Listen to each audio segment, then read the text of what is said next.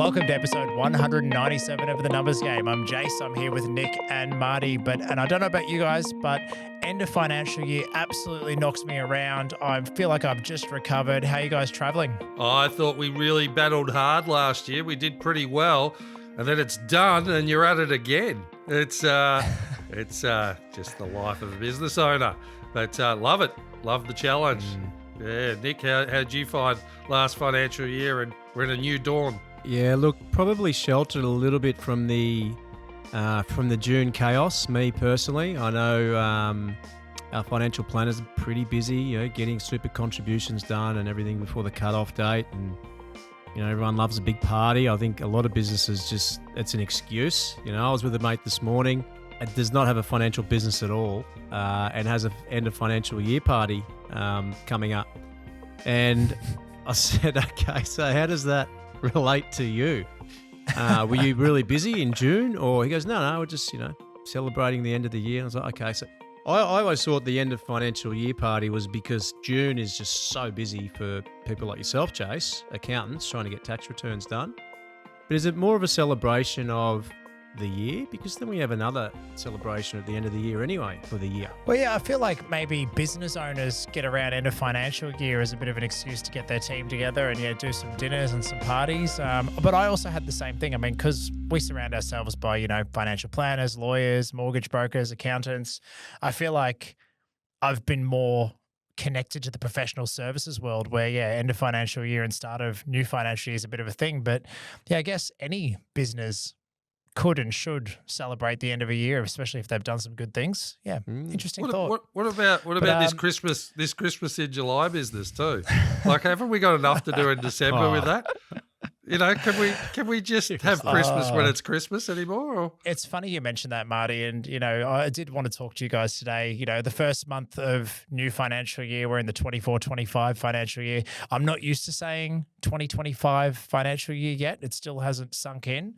Our team are busy doing 2024 tax returns. So there's too many bloody years and numbers to remember. But, as you do mention that, Marty, I have seen at the end of July, I did see photos popping up on social media of friends dressed in Christmas gear doing the Christmas in July thing. And I had the same thought. I'm like, man, there is just too much going on. They obviously don't work in professional services, either accounting or financial planning businesses, that's for sure. But somebody turned around our team. We did have our end of financial year dinner, and I thought I was had a bunch of children throwing paper airplanes around a restaurant. They were all having a lot of fun. Accountants gone wild. And I had one of the social committee turn to me and say, actually, Jace, I should probably start to book the Christmas party. And I was just like, could not believe it. But anyway, it's hard to get a venue these days. You have to be thinking about it in August, or you won't find somewhere. Yeah. Well, here's the point number one of the episode. If you get anything out of this, it's to start to think about booking your Christmas party if you are running a business and you haven't booked that yet. So there you go. Value just straight off the bat here at the Numbers Game. But guys, I've got a couple of points I wanted to run through with you. Want to bounce off you a little bit and ask some questions of whether you have done this or whether you do it or recommend it or not. And the first one, while it's hot on the topic, last week we took our entire team into a room, did our annual planning day, basically, where we shared our results for the 2024 financial year. We shared our targets for the 2025 year up ahead. And we had a friend of the show, Adrian Hondros, came in, did a presentation to our team about strategy on a page, which was revisiting mission, vision, values, and some of the objectives that we have as a business over the 24-25 year. So I guess as a starting point, do you guys do these kind of strategy and planning days? I think we've talked about it before. And is it every year, or do you guys, not do it every year? Yeah, Jace, we definitely do. It's really constant in our business, to be honest. So we have a leadership group, and we're always talking about strategy and what we're planning for the next month, really. And this is only something we've done recently, but it's funny you say it, because at our end of financial year party or gathering, we did present the strategy to the broader group, which was great.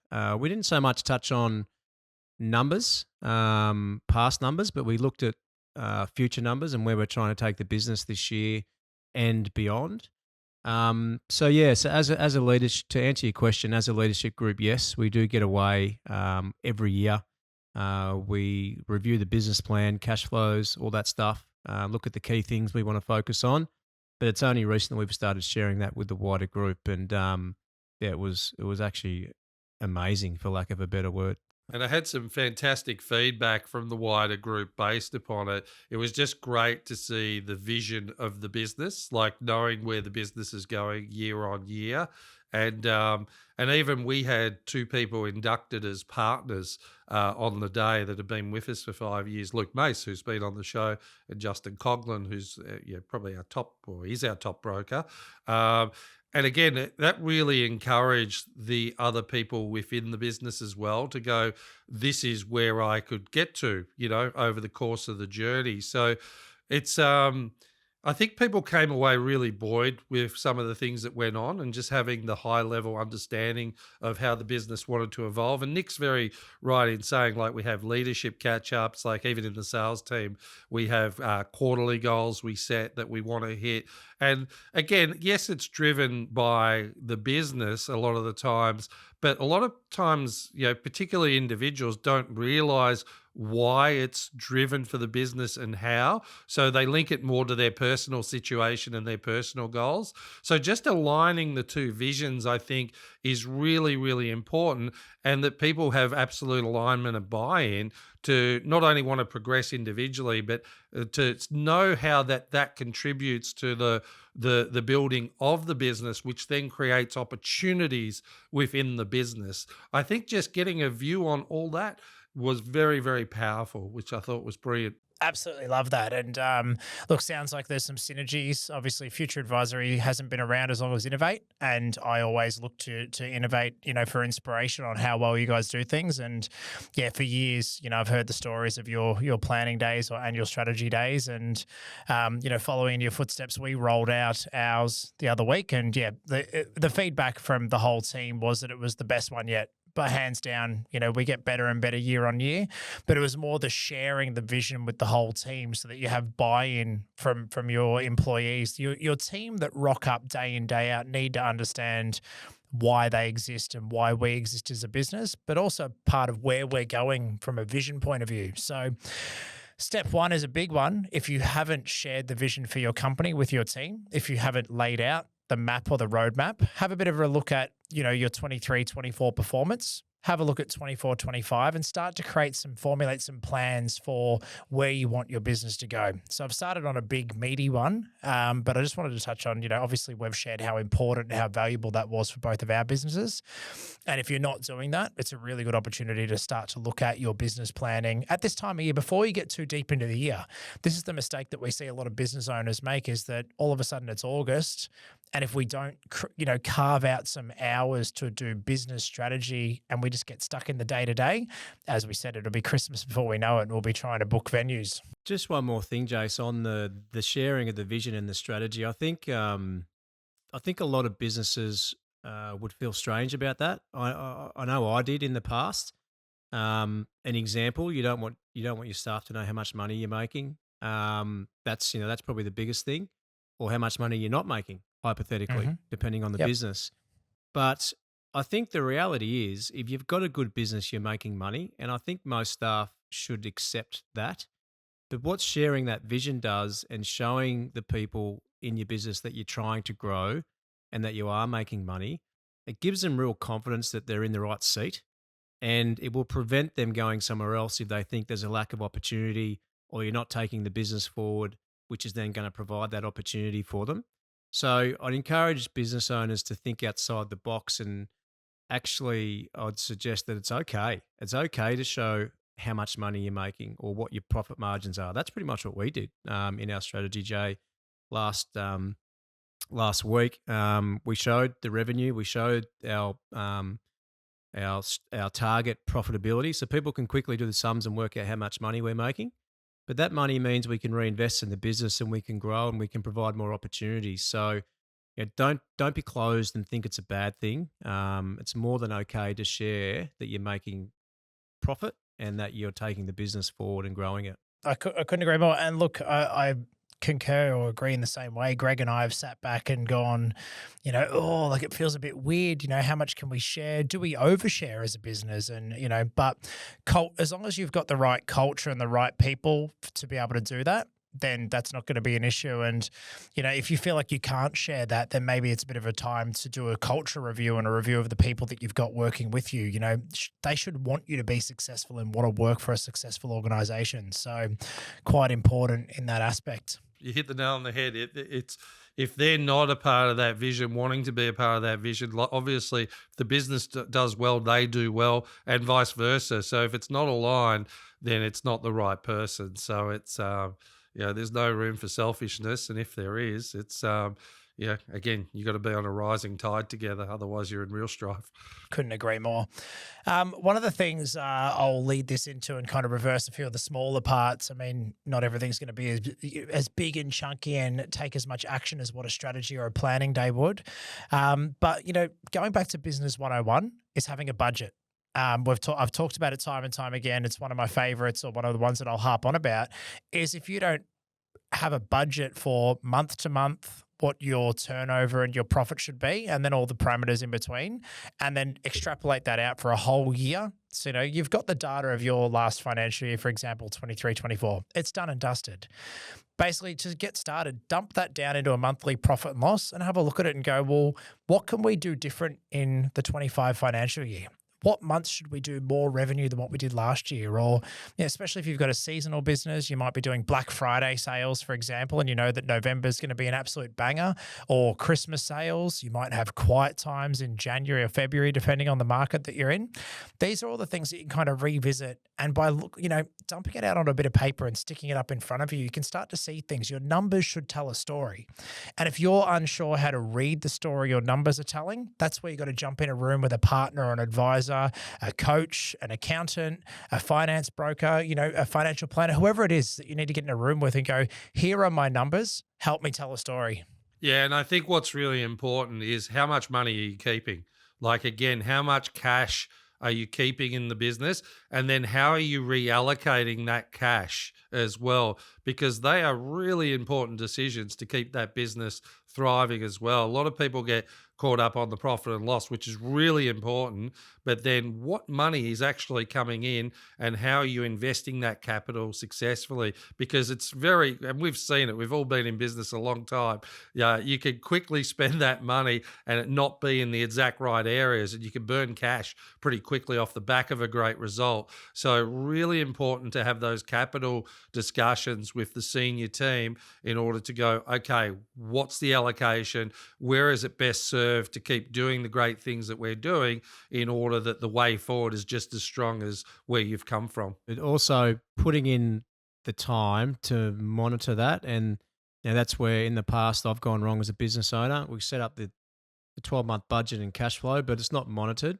You need to review it every month, because you can't turn a ship around quickly. So you can't get to 6 months and go, oh, we didn't get to where we need to be. I wanted to be at 20% profit margin this year. I'll do my best to do it in the next 6 months. It's too late. So you need to look at it every month, understand what the lead indicators are, and then from there, you need to make changes. So whether that change is, if you're not on track, okay, well, what didn't we do last month? We need to bring more revenue in next month and moving forward. If we can't, then we need to drop some expenses. Otherwise, we're not going to get to our target. So if you set the budget up and you don't review it in my opinion, it needs to be monthly, then it's all pointless, really, unless, of course, you're smashing your targets. Yeah, we've all been there. So we're talking from wisdom on this, and worked very well. It's very good. And if it doesn't quite go according to plan, if we're not monitoring it, it's amazing how you can bleed. So it's important to stop the bleeding. And just one more thing on that, Jay. So I really like the seasonality aspect, because that's something that we only brought in recently. Mm-hmm. If you don't understand your seasonality, you're going to have cash flow problems, because you're going to have months. You can't just go, okay, we want to make $1 million the next year and divide it by 12. It generally doesn't work like that. And we've even gone, and I'd encourage people to do this as well, particularly if they're in sales. I actually had a meeting this morning with a new financial planner in our business, looking at how much revenue she wants to bring in to the business, which will then obviously impact her income. and we're looking at seasons, and she needs to bring on 5 new clients a month, and which is 60 clients for the year. But the reality is, in December and January, from a financial planning point of view, no one wants to talk to us because they're busy with Christmas parties and they're busy organising holidays. January, they've got school holidays, so they've got kids at home, so they're not talking to a financial planner. So you really need to get 12 months of your target into 10 months.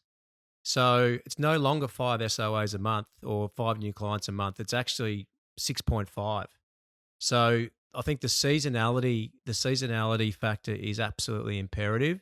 And I think a really good way to work it out, you'll know it in your own head anyway, but what you said, just download the last year, even the last 2 years, and you'll see the trends. And the beauty of that is, right, look at the conversations we've just driven out of talking about downloading your last 12 months worth of data and setting some goals, right? So the old saying, what gets measured gets managed. If you're not measuring how many leads you need to hit the target, the sales target that you've gone for, or what profit margin are you aiming for as a business, if you're happy to fly blind and get to the end of the year and your accountant gives you your tax bill 10 months after the year's over and you go, oh shit, I got to pay that much tax, but I got no money left. You're completely flying blind. Everything should be proactive and done in advance rather than reactive. So that the simple idea of having a business budget and downloading your numbers, there's some magic to this where we've just talked about all these extra things that come out of it. So it's one of the number one things that I stress any business owner to do. And that 10-month sales cycle is pivotal. Like business owners quickly forget that people go on holidays for 4 weeks every year. We all think, oh, there's a couple of people away in a month. But over the course of the year, they're all away for 4 weeks. So I really like that 10-month sales cycle, and even budgeting with individuals on their goals to be 10-month goals. And like I said, you see this in real time where someone is just missing on a goal. So you have to overshoot on that 10-month period in order to hit the goal and know that you're going to hit it rather than just falling short every year. So they're the type of things that can move your business substantially forward. Critical. Look, I won't go into this one too much more, but just where we've seen some impact with real life stories here is that example Nick said. We had a business that said they needed to turn over $300,000 a month to hit their targets. I was like, okay, cool. How'd you come up with $300,000 a month? And it was based on the number of engineers and the number of hours per engineer would work. And I went down, I was kind of unpacked it, went, okay, cool. But by the time you take out December holidays, January holidays, April, Easter, March, all this thing, I said, some of those months, you actually only have the capacity, the actual ability to bill 220,000 or about 200,000. So in all of the other months where you got your full team on board, you actually need to be hitting 350 to 370,000 a month. And it was kind of like this eye-opening moment for the business owner to go, oh, okay, wow. So for some of the months where they weren't hitting those targets, they were under capacity. Their team weren't billing what they were capable of. So yeah, huge one for business owners to understand is that budget. It's 101, but it does drive so many awesome conversations if you then start to unpack it. So well, even from an individual standpoint, like it's funny when you're in a sales manager position, you kind of see patterns of behavior too. So when someone's just falling short on a goal, and it's as simple sometimes as saying, I want to do 30 million in settlements a quarter, and they're falling 28, 27 every quarter. The only issue was we weren't shooting for 36 and we hit 33. And all of a sudden, the strategy was already there. We just had to put some fuel and a couple of moving parts in the strategy piece to attain that next level goal. So we've all been there. We've all dropped short slightly. But how do you ensure you don't drop short? By over calculating the upside, and then if it comes back a bit, you're still in front. So that's all the mental pieces around the strategy as well, where human beings are linked to that you got to work through. So it works at a business level, works at an individual level from a sales perspective, but you can control it. And that's the thing. The individual can control it if they know what to be shooting for. And I think that's what we always need to be clear on. What are we shooting for? Yep, 100%. Changing away from, your business planning and your budgeting into something that, obviously I get a little bit excited by, and, and I'm wearing a Dashboard Insights t-shirt from a technology front. But the next one to have a bit of a look and a review of heading into 24, 25 is, as things keep advancing with technology, I think it's always important to stop and have a review of the technology you're using. One of the sayings that's going around, especially in the accounting industry at the moment, is that AI won't replace accountants, but accountants using AI will replace accountants. So if you can apply that to your industry, it's relevant for some, maybe not so relevant for others, but it's more, and not just AI, this is just a technology, a broad thing around the cloud systems you're using. Are they integrated? Does the way you're running your business, is everything talking to each other? If you've got disconnected apps and disconnected systems, it's making your business less efficient. My next point here was around having a review of your technology, having a look at how AI might be able to be implemented to streamline some of your systems and processes. But again, not here to kind of harp on about AI and ChatGPT and those things, but just there are some really neat, small little things that you could do to really take your business to the next level, but you need to have the mind power or the time to create some innovation time for you and your business. So if you're looking at, your month of work or your 40 hours a week, how many hours per week are you stopping to look at how you can improve the systems and processes in your business? And that comes, one of those things might be technology. Do you guys had a bit of a review of the technology you're using and how it can help your business, Nick? Non-stop. Yep. And number one, introducing tech that can measure data. So sales, lead indicators, conversion rates, all these things, where are we tracking in comparison to our goals. So yeah, from a tech point of view for us, it's been able to get across data. But probably our other big learning is we don't need to reinvent the wheel as well. The reality is we're an SME, we're a medium-sized business with, 35 to 40 people. We don't have the budgets to spend on, producing amazing tech. There's tech businesses out there that do that. So I guess the big learning for us too has also been, we'll see what other big groups are doing and just leverage off what they're doing. Don't try and reinvent the wheel. Because I think we think we can do it better sometimes, but tech is just this money pit. So copy what's been done well. Yeah, is it perfect enough, the tech? Like sometimes it's not going to be 100% to what you want it, but the expense of building it is extraordinary and it takes up a lot of time, money and distraction. So can you get something that's perfect enough out there in the system and then implement it? And I even look at our business to what it was 4 years ago. A lot of the data we were making decisions of was pretty assumptive, in regards, because we just didn't have the front end data. So for us to be doing well or even be challenged, we probably wouldn't know till, later in the piece. And now we get so much insights from when a lead comes in to when documents are sent out to clients, the conversion when those documents are back. We get real-time data and daily data that we can make decisions on in the day. We know who to call, when to call them, why to call them right now.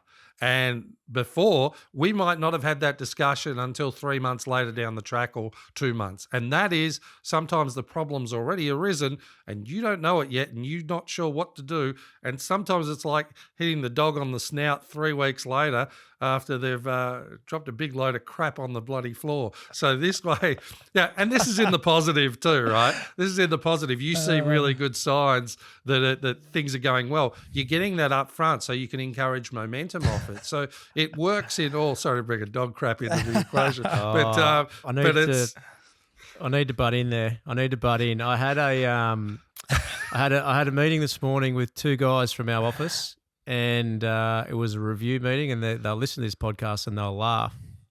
And I said to them, it's like Marty Vid says, there's no point smacking the dog on the nose a week after it does a crap on the carpet. This is this morning. And they both said to me, he does not say that. I said, yeah, he uses it at least once a week. And then you've brought it up today. You got evidence. Yeah. You got evidence. But hey, I just want to say one thing. I just want to emphasize what you said there about not being perfect. I think nothing is perfect with whether it's a CRM or a workflow tool, whatever it is. You're never going to get utopia. You're just never going to get utopia. And I think a lot of businesses will not make decisions because of that, or they think they can do it themselves, or they'll just wait till they find the best or what they think is going to be utopia. But I can almost promise you that it just doesn't exist. So you've got to look at what's available. Say, okay, well, can this create efficiencies in my business or advance my business forward?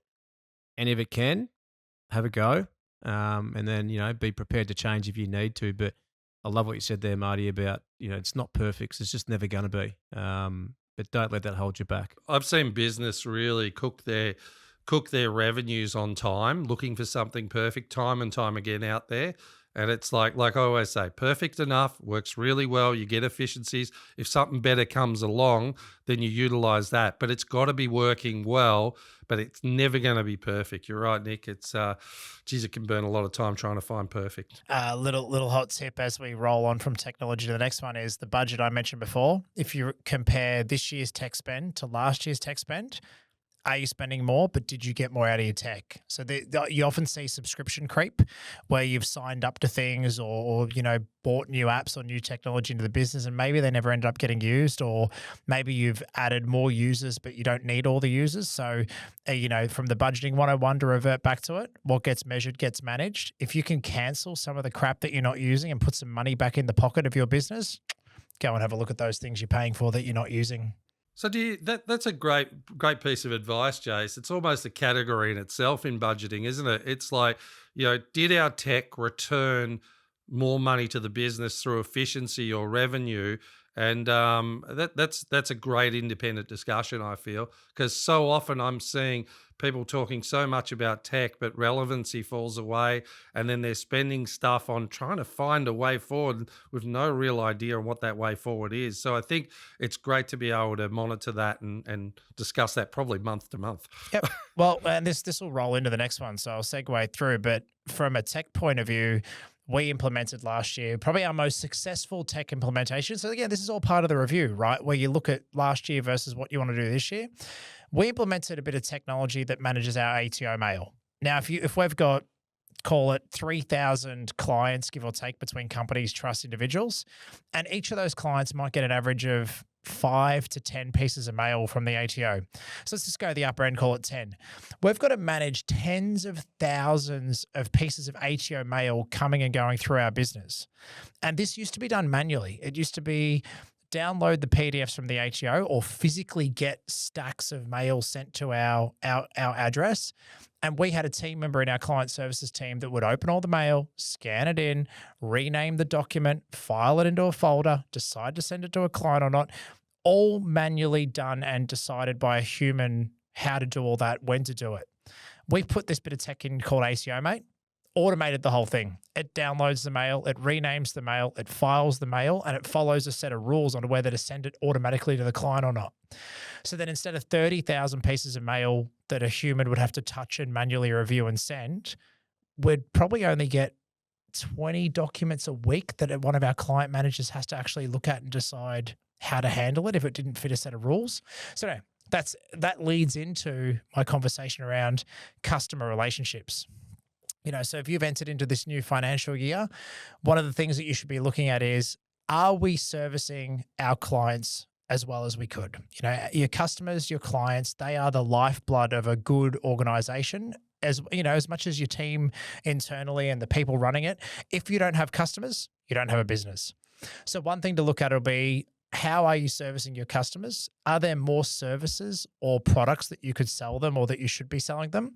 And if you haven't asked for feedback or done a survey or a review, this is probably an opportunity to, and Future Advisory is about to do it. And part of me is shitting my pants, but part of me is also really excited to see the results. We're going to do what's called an NPS.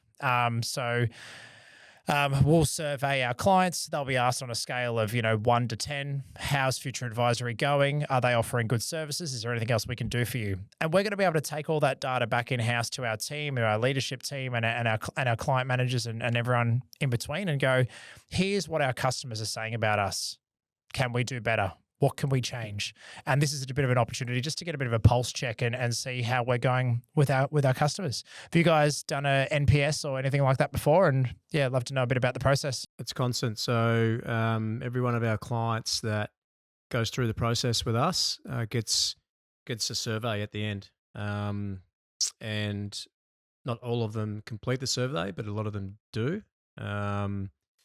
Yeah, I think we sit around. I'm not saying this to brag. I'm just saying this to show that if you give it attention, it does yield results.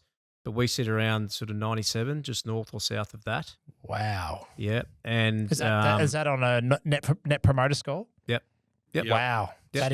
That is huge. Well done, guys. yeah. No, we're proud of it, but it's yeah, it's you don't know what you're doing wrong if you're not doing those surveys. So yeah, we've only recently introduced it to the wealth business, but the finance business we've been doing it. We've been doing it for years. And we constantly tweak the survey to make sure we're getting the right responses, as in not the responses we want, but we're asking the right questions to get the right feedback, so we can be and better.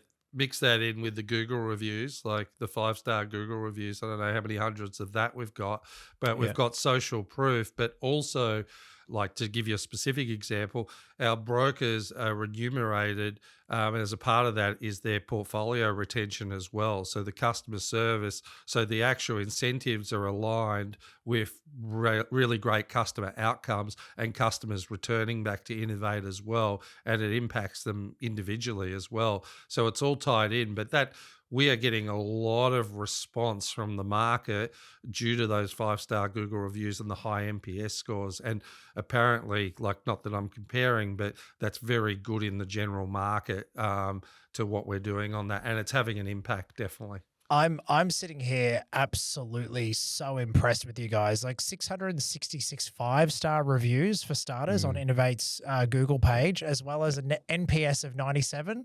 You guys should be absolutely stoked. So, well, just a little moment to say well done to the team at Innovate right now, because I'm gobsmacked. And I didn't know that heading into telling people to look at their customer relationships. That is amazing. Yeah, and appreciate it. And but I'm thinking back to the whole topic we're talking about here is things that you must do as a business. Like anyone that's not focusing on Google reviews for their business and then pushing that to their employees. Like, at the end of the day, it's our employees that deliver a service.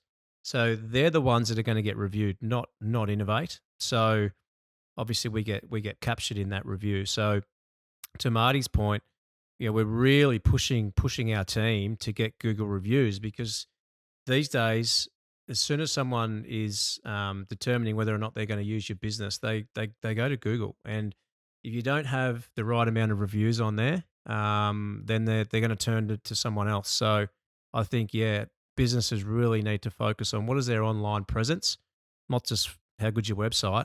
People don't really care about your website. They do to a degree, but they're going straight to Google reviews these days to make sure that they're not jumping into the fire. So definitely put a strategy in place if you don't have one.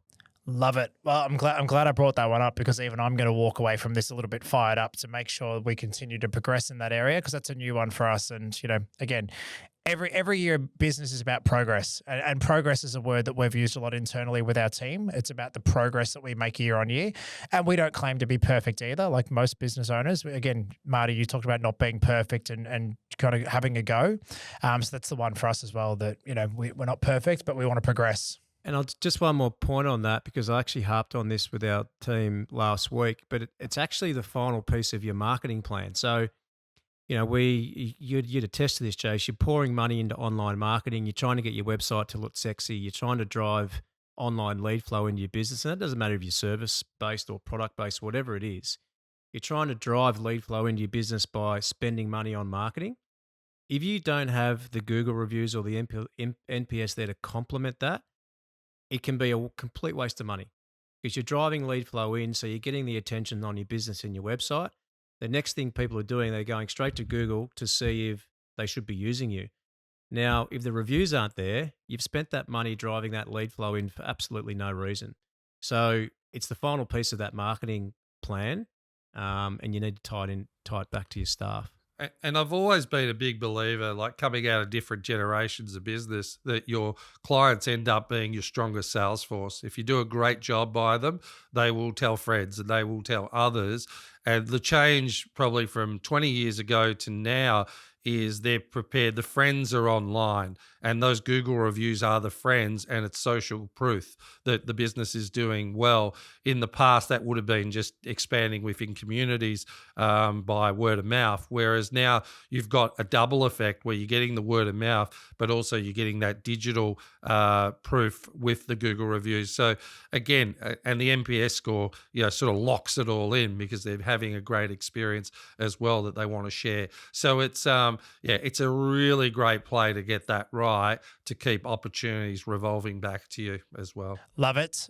Conscious of time, and we could go on forever about all the things business owners should do. So I might touch on a real nerdy one just to kind of close out some of the things that we need to be focusing on. But compliance and risk management. Now, when it comes to compliance, I know it's boring, but laws and regulations change all the time.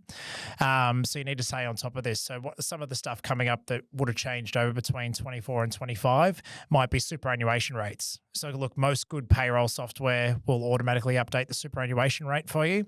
But it's things around the minimum award rate changes. As your employees go from year 1, year 2, year 3, year 4, they might be in particular awards. That means as they get older or as they qualify per year, their wages need to change, as well as single touch payroll. That should be filed by now so that your team members can go and do their tax returns. It's got to be done by the 14th of July every year. Then into August, you've got taxable payment annual reports. If you're a tradie running a business, or not even just tradies these days, but if you're paying contractors, you need to report to the ATO which contractors you've paid. So there's a lot of compliance, and a lot of this, then falls back into risk management. That if you're not doing it properly, you end up getting yourself in a bit of stripe. We've touched on payroll tax before. Have a look at the thresholds.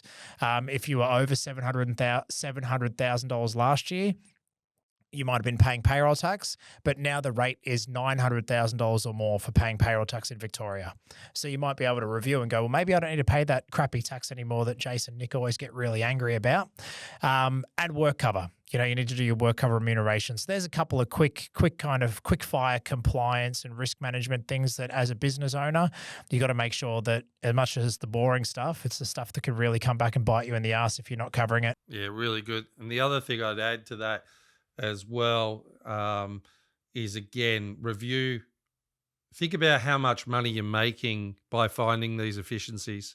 Like, people always think it as a time suck sometimes, but you're making money by creating efficiencies as such. You're freeing up time to create more revenue opportunities. So just think about it from that standpoint. And even with compliance, if you could automate your compliance the best you can to get it right, you're freeing up more time to generate more revenues. It's a must, but while you haven't done it, and if you're doing it half-baked, then it's costing you time, and it's costing you a potential penalty for not getting it right. And it's never a problem until something bad happens, and then it becomes not only a move away from revenue, it costs you revenue at another level again. So it's very important, even though it can be seen as boring, but boring is good once you've locked it away and it's working well. 100%. And actually, maybe like a little bonus round I'll throw in, just because I saw a message from a client.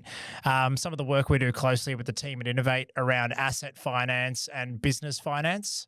So if you have done the things that we've talked about today, you've looked at your business plan and strategy, you've looked at your budgeting, looked at technology you may or may not need to put in place. So other things you might notice is assets that you need to purchase for the business, or you might need the funding to allow for the growth that you've dictated in your business plan for the following years. So a big one is getting in early and having that conversation with someone who understands how to get finance for a business. And that's where, the great people like Marty get involved and speak to our clients at Future to talk about this. And just one more thing on that is also reviewing your current terms. Like Marty's mentioned it prior, but commercial lending has evolved a lot, particularly in the last 2 to 3 years. So, if you've got commercial facilities out there, you should really be going back to your bank on an annual basis and saying, okay, what's our rate? What's our repayment terms? Are we, we're over 10 years. That's a fair hindrance on our cash flow. Can we move the term to 15 years? You should be putting that as part of your compliance and going back to your bank every 12 months and trying to negotiate better terms. The longer you're with the bank, as long as you're doing the right thing as far as meeting your repayments, you actually become a better asset and a better client to them. And you should be leveraging that as much as possible every 12 months. And you wouldn't believe what clients are leaving on the table to the banks, like just by not doing that. Literally thousands and thousands of dollars that are automatically going back to the bank. And Jace, you touched upon it too, like being proactive with your finance arrangements.